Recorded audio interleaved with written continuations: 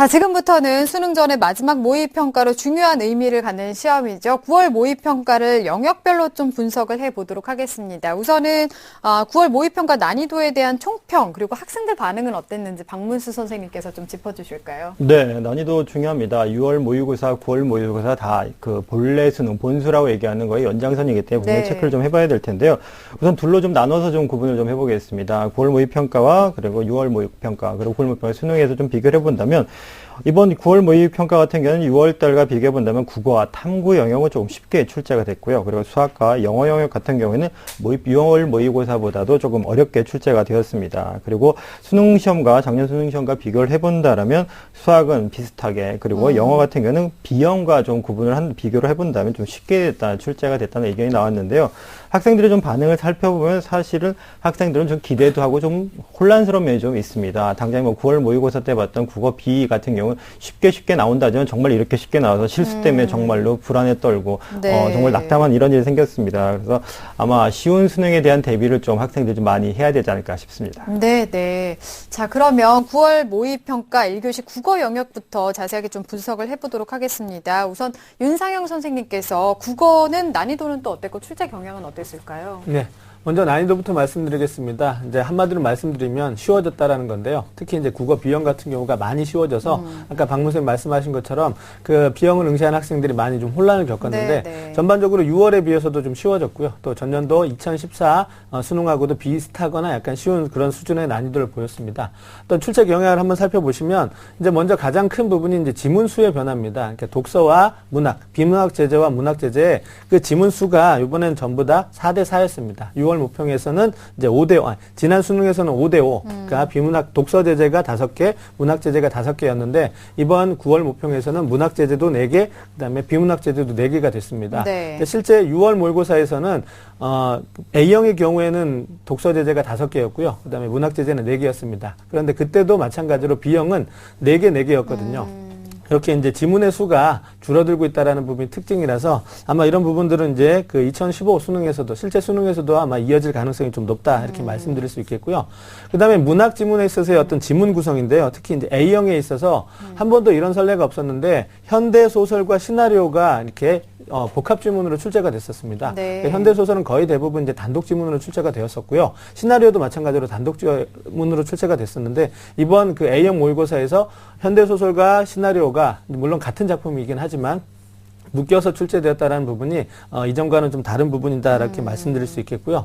그다음에 이제 독서 지문의 제재를 살펴봤을 때 4개로 줄어들게 되면서 계열별 특성이 조금 더 강화됐습니다. 즉 A형은 자연계 학생들이 많이 응시하는 A형의 경우에는 이제 인문 제재가 미출제되었고요. 그다음에 B형 학생들이 인문계 학생들이 많이 응시하는 그 B형의 경우에는 인문계 학생들이 좀 부담스러워하는 기술 제재가 미출제됐습니다. 그래서 계열별 특성을 조금 더 반영하는 그런 취지로 지문 구성이 이루어졌다 이렇게 말씀드릴 수 있겠고요. 그다음에 역시 마찬가지로 A형과 B형으로 구분되지만 그 안에는 이제 공통 문항이 있습니다. 그래서 총 15문항 정도. 이 문항 정도는 뭐 6월 때도 그랬고요. 그다음에 전년도 수능에서도 그랬습니다. 비슷한 문항, 영역별로 화법, 작문, 문법, 그다음에 독서, 문학 제재 각 영역별로 이제 총 15문항의 이제 공통 문항이 있다라는 부분을 기억해 두시면 될 것 같고요. 그다음에 올해 같은 경우 9월 모의고사 같은 경우는 예술 제재와 이제 고전 소설이 공통으로 출제가 됐는데 이런 부분은 이제 뭐 해마다 또는 그 시험마다 바뀔 수 있기 때문에 뭐 이렇게 유형화할 필요는 없을 거라고 생각이 되고요.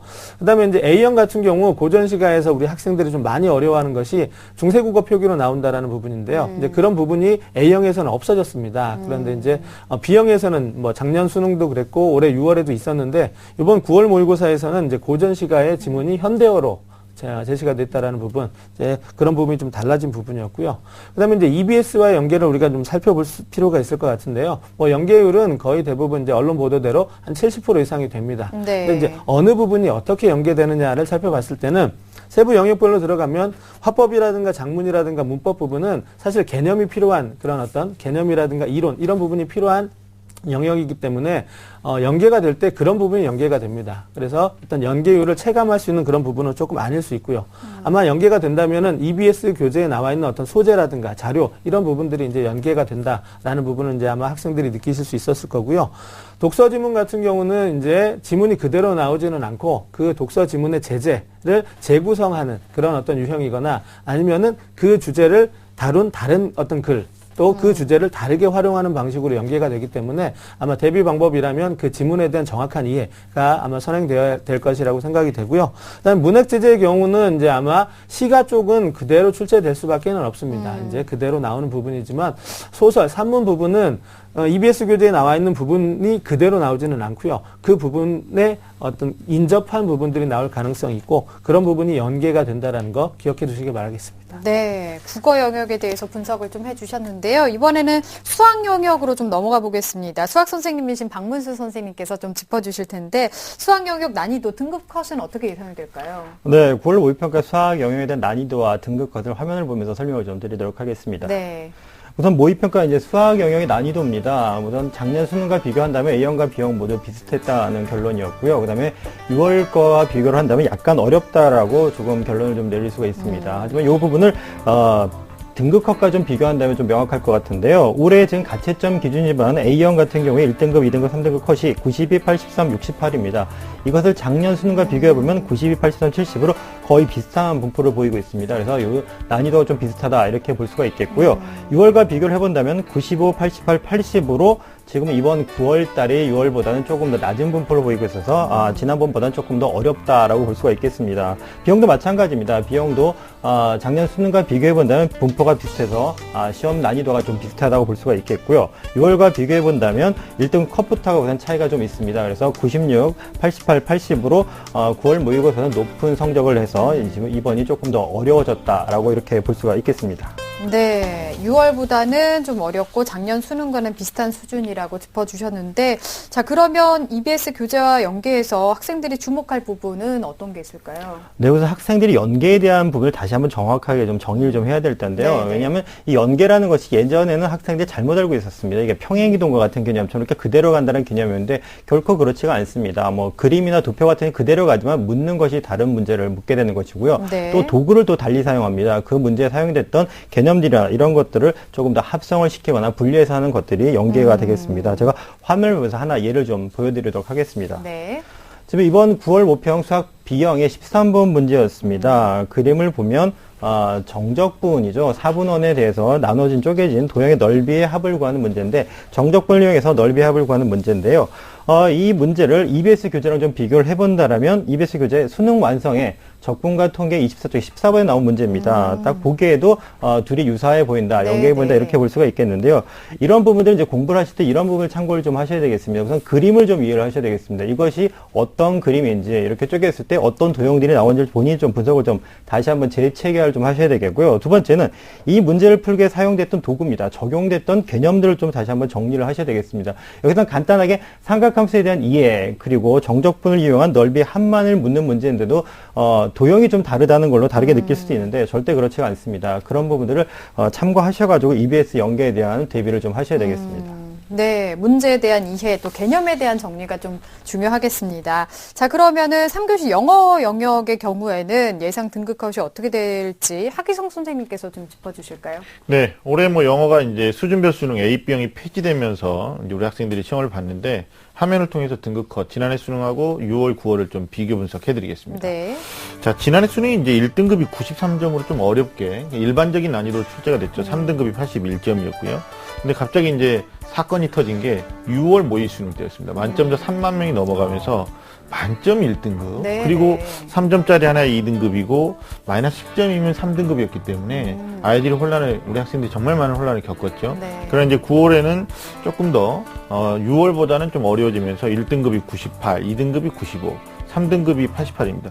이래도 최저학력 기준의 수시 전략을 짜는 친구들 입장에서는 등급컷 만족시키기 조금 어려운 이 난이도가 수능까지 연계될 수 있다라는 조심스러운 예상을 좀 해볼 수 있을 것 같습니다. 네네. 등급컷을, 예상 등급컷을 좀 짚어주셨는데요.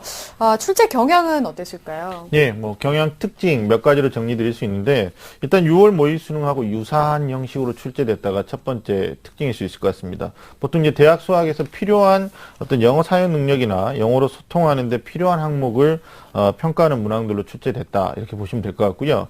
두 번째 지문 유형에서는 인문사회 과학, 그다음에 예술, 문학, 시사 문제 등이 다양한 학술적인 글과 안내문 등의 실용문 일부가 출제됐다라는 것도 우리 학생들이 다 익히 알고 있는 사실인데 아마 쉬운 수능 영어의 출제 방침에 맞춰서 출제되었지만 6월 모의 수능보다는 조금은 변별력이 있었다라는 걸 우리가 좀 문항 구성에서 이해를 하셔야 될 것 같고요.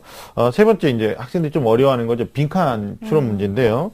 변별력을 가르는 주요 유형이라고 볼 수가 있습니다. 근데 여기서는 비교적 쉬운 유형인 연결사 추론 문제는 제외됐고요. 네 문항 중에서 세 문항이 좀 배점이 높죠. 3점짜리 고난도 문항으로 출제가 됐었습니다. 네 번째는 이제 어휘어법인데 각 학문항씩 출제가 됐고요. 두 문항 모두 역시 배점 3점의 고난도 문항으로 구성이 됐습니다. 아마 이 EBS 연계 문제에서 출제가 됐는데 학생들하고 이렇게 얘기해보면 어떤 체감 난도는 그렇게 높지 않은 걸로 예상을 하는 것을 들을 수 있었습니다. 자, 마지막으로 이제 신유형에 대한 질문을 많이 했거든요. 근데 어떤 통합형 수능 영역, 영어 영역, 그 문제 구성 기본 사항에 준해서 문제가 신유형은 출제되지 않았다라는 거 말씀드릴 수 있습니다. 네, 영어 영역 특징을 좀 짚어봤고요. 그리고 특히 이제 탐구의 영향력이 강화될 것으로 예상이 되고 있는데 9월 모의평가에서 사회탐구 출제 경향 난이도는 또 어땠을까요, 윤상현 선생님? 네, 먼저 난이도부터 말씀드리면요. 이제 사회탐구 영역은 여러 과목이 있기 때문에 뭐 일률적으로 말하기는 좀 어렵지만 이제 과목별 좀 편차가 있지만요.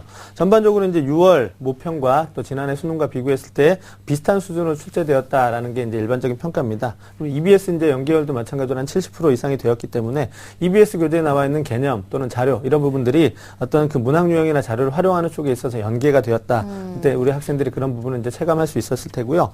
아마 이제 그 EBS 교재에 수록되어 있는 새로운 자료들 또 그다음에 문항들 이런 부분들이 좀 많이 나왔고 또 기출 문항들을 이제 사회탐구 영역의 특성상 어떤 그 개념이라든가 뭐 이론 이런 부분들인데 어떤 그 한계가 있기 때문에요. 기출됐던 문항들이 이제 새롭게 변형이 돼서 나오는 그런 유형들이 좀 많았습니다. 이제 이런 부분들이 특징이었다라고 말씀드릴 수 있겠고요. 앞으로 이제 사탐에서의 경향이라면 자료를 분석하는 그런 부분들이 좀 강조가 되고 있습니다. 네. 그래서 뭐 지도라든가 그래프라든가 사파, 도표 이런 다양한 그 자료들을 활용하고 또 이제 그 개념들을 또 우리 일상생활에서 적용을 하는 어떤 시사적인 맥락과 또 일상생활과의 연결관계를 묻는 그런 문제들도 많이 출제되고 있는 것이 경향으로 짚어볼 수 있겠습니다. 네, 네. 자, 그러면 과학탐구는 어땠을까요, 하기성 선생님? 네, 전반적으로 우리 학생들이 느낄 때 체감 난도는 대단히 높았습니다. 특별히 이제 생명과학 같은 경우는 1등급 컷이 41점이나 40점 예상할 정도로 어렵게 출제가 됐기 때문인데요. 아마 자료 해석형 문제가 변별력 있는 문제로 또 출제가 되었고 네. 실생활과 연결되어 있는 문제들 있죠. 이런 것들이 지속적으로 꾸준하게 출제 경향을 보인다라는 게 특징입니다. 전년도의 과학탐구 난이도가 그렇게 낮진 않았었거든요. 근데 이번에도 역시 어렵게 출제된 것은 3교시 영어 난이도 그게 이제 6월에 너무 쉬웠기 때문에 연장성산에서 좀 어렵게 출제한 게 아닌가. 과학탐구를 통해서 자연계 학생들에게 좀 변별력을 확보하기 위함이 아닌가라는 걸로 저희가 예측을 할 수가 있고요. 또 하나는 이제 올해 의치대 정원이 전년도보다 좀 늘어나죠. 그래서 여기에 좀 기대감이 높아진 졸업생들이 6월보다는 9월에 많이 참여하기 때문에 아마 여기서 좀 난이도 강세가 이어졌다라고 저희들은 예상하고 있습니다. 네. 자, 영역별로 9월 모의평가를 분석을 해봤는데요. 이제 수능이 57일 앞으로 다가왔습니다. 수험생들이 자신이 지원한 대학의 그 수능 최저를 맞추기 위해서 전략 과목을 좀 잘 설정하면 좋을 것 같은데 어떻게 하면 좋을까요, 하기성 선생님? 일단 정시의 4개 영역, 국수, 영탐 4가지에 대한 학습 시간 배분도 굉장히 중요할 텐데 네. 저희가 이제 오늘 특집으로 다루고 있는 게 수시 지원을 해놓고 그 다음에 이제 수능 최저 학력 기준을 위한 전략 어떻게 할 것이냐 이 부분이니까 제가 좀 첫 번째로 말씀드리고 싶은 것은 일단 실수를 만약에 줄일 수 있다면 영어가 오히려 효자 과목이 될 수도 있다라는 거. 역발상을 좀 해보는 거죠. 네. 그러니까 학생들하고 면담 또는 학부모님들하고 얘기를 나누다 보면 영어가 너무 쉬워서 1등 컷이 높으니까 당연히 2, 3등 컷도 높죠. 그럼 실수하게 되면 여기서는 수능에서 요구하는 2등급이나 또는 등급합에서 이거 만족시킬 수 없을 수도 있다라는 얘기를 하는데 네. 좀 반대로 생각하셔서 이건 쉽게 나오는 건데 내가 좀 이제 잘하는 학생들 입장에서는 영어에서 등급컵 2등급 이상을 좀 만족시키는 것도 한번 전략적으로 생각했으면 좋겠고요. 두 번째, 그 최저 기준을 한 개 영역, 그러니까 한 개 영역 반영하는 대학을 좀 집중적으로 우리 학생들이 공략한 친구들도 있을 겁니다. 네네. 뭐 예를 든다면 도전하는 건데 4개 영역 모두 다 우수하지 않을 때 뭐 한 개 2등급을 요구한대. 뭐 대표적인 대학이 이제 인하대학교 논술 전형이거든요. 네. 여기가 한 개 영역 2등급을 적용하기 때문에 여기 또 과탐 한 과목도 인정해주는 2등급이 나와도 충족할 수 있으니까 이런 부분들도 우리 학생들이 만약에 여기다 이제 지원을 하셨다면, 그러니까 4개 중에서 3개 또는 2개 이게 아니고 한 개 영역을 요구하는 대학에 있었다면 아마 그쪽 부분에다 포커스, 자기가 제일 자신 있는 과목에다 포커스를 맞춰서 준비하는 것도 전략이 될 수 있을 것 같고요. 네. 그 다음에 아마 그 연세대나 홍익대 또는 교육대학을 지원한 친구들 입장에서는 4개 영역을 골고루 준비해야 된다라는 부담이 아마 생길 겁니다. 앞서도 봤지만 연세대는 4개 영역의 등급합, 인문계 자연계에서 요구하고 있거든요. 물론 이제 자연계는 수학과학의 등급합을 요구하니까 거기에 우선순위 줘야겠지만, 홍익대도 아까 말씀드렸듯이 2개 영역이 2등급인데 전체 등급하면 3이어야 된다. 전체 영역은 3등급이어야 된다. 그 다음에 이제 교육대학 어떻습니까? 뭐 4개 영역의 등급합이 8이거나 10이거나 뭐 11이거나 이런 걸 요구하고 있거든요.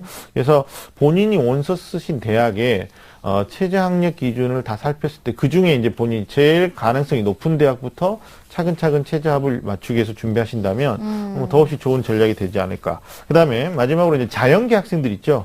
상위권에서 요구하는 게 수학하고 과학의 등급합입니다. 아니면 네. 수학하고 과학 중에 하나는 꼭 2등급을 해야 된다라는 전제 조건을 붙이고 있거든요. 특히 이제 뭐 아주대 같은 경우는 뭐 합이 7등급이어도 되는데 수학은 3등급이어야 된다. 이런 조건들이 있어서 학생들이 좀 부담스럽게 생각할 수도 있는데 아마 이런 것들 생각하시면 자연계 학생들은 수학하고 과학에 좀 포커스를 맞춰서 마무리 학습을 하시면 좋겠다라는 말씀 드리고 싶습니다. 네. 자, 9월 모의평가 영역별 분석과 함께 수능 최저를 맞추기 위한 전략 과목에 대해서도 설명을 좀 들어봤습니다.